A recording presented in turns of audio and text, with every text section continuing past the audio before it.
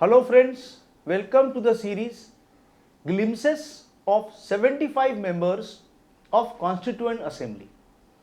In this particular episode, we'll see the personality Bakshi Tek Chand. He was born on 26th of August 1883 in Nurpur, Kangra district, that is presently in Himachal Pradesh. His initial schooling was across various schools: Municipal Board School Nurpur, Mission School Dharamshala and DAV High School Lahore. He obtained his LLB degree from University Law College Lahore. He started his practice in Lahore High Court and went on to become the Chief Justice of Lahore High Court. He was elected to Constituent Assembly from East Punjab on Congress ticket. He was member of the Committee on the Rules of Procedures. He was member of Advisory Committee on Fundamental Rights. He was member of Minorities and Tribal and Excluded Areas Committee. He spoke on various issues in the assembly, like issues related to personal liberty.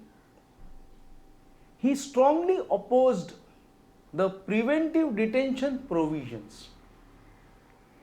He spoke on the issue of separation of executive and judiciary. On 25th of November 1948, quote, "The question of separation of executive and judicial functions is not only as old as the Congress itself, but indeed it is much older.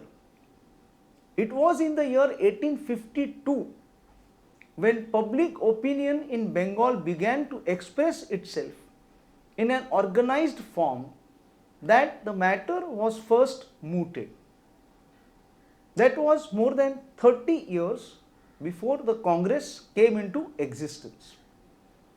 After the mutiny, the movement gained momentum, and in the early 70s in Bengal, under the leadership of Kesto Das Pal and Ram Gopal Ghosh, who were the leaders of public opinion in those days, definite proposals with regard to separation of judicial and executive functions were put forward.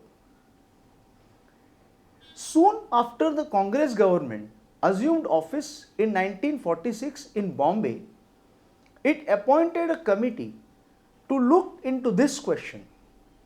It was presided over by a judge of Bombay High Court and consisted of 11 other members.